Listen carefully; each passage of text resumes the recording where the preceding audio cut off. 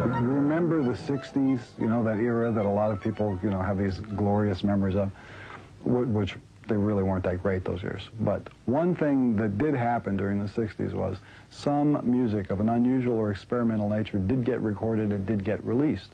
Now look at who the executives were in those companies at those times. Not hip young guys. These were cigar-chomping old guys. You remember the 60s, that era that a lot of people, have these glorious memories of, which they really weren't that great those years. You remember the 60s, that era that a lot of people, have these glorious memories of, which they really weren't that great those years. But one thing that did happen during the 60s was some music of an unusual or experimental nature did get recorded and did get released.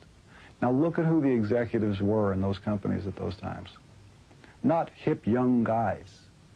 These were cigar-chomping old guys who looked at the product that came and said, I don't know. Who knows what it is? Record it, stick it out. If it sells, all right. We were better off with those guys than we are now with the supposedly hip young executives, you know, who are making the decisions of what people should see and hear in the marketplace. The young guys are more conservative and more dangerous to the art form than the old guys with the cigars ever were. And you know how these young guys got in there? The old guy with a cigar, one day goes, well, I took a chance. It went out, and we sold a few million units. All right, I don't know what it is. Well, we got to do more of it. I need some advice. Let's get a hippie in here.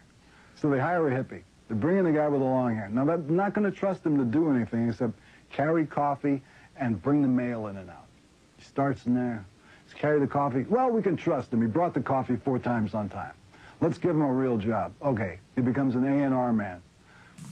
From there, you know, moving up and up. Next thing you know, he's got his feet on the desk. And he's saying, well, we can't take a chance on this because it's just simply, that's not what the kids really want, and I know. You know, they got that attitude. And the day you get rid of that attitude and get back to, who knows, take a chance, you know, that entrepreneurial spirit where even if you don't like or understand what the record is that's coming in the door, the person who is in the executive chair may not be the final arbiter of taste of the entire population, you know?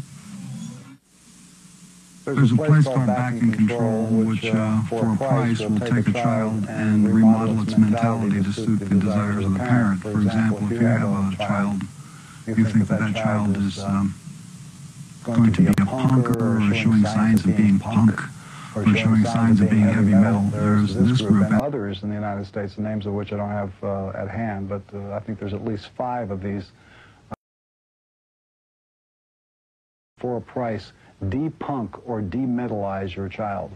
For those youngster parents who are completely baffled by this phenomenon of what the young people of today are doing, and too busy because you're playing tennis or whatever you're doing to take care of it yourself, you can just ship the little bugger off to this camp. I can mute that.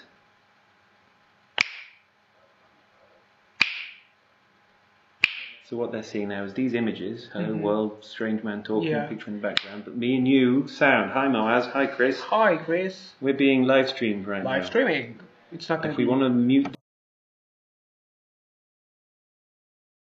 These songs need to be controlled even more now because they do not promote safe sex, which is kind of baffling to me because it would appear that the safest form of sex, if you're going to have sex in America, the safest form of sex appears to be it's even safer than wearing a condom. And these are the people who in 1985 wanted to set the world on fire because somebody made a song about So I would say they're talking out of both sides of their Well,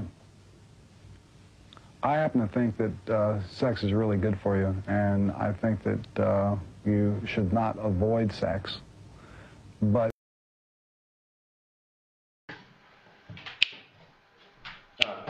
I need to go and... Okay. But you can... I get it. You can even watch it yourself through here, through the browser. You can watch what you're recording, but just you can watch. You can go to this. You can see that this is your live stream. I get it. You can even watch it yourself through here, through the browser. You can watch what you're recording. And if you leave that playing, seriously try this one day in your room alone. Yeah. Leave it playing, and then every noise you make, it will be echoed.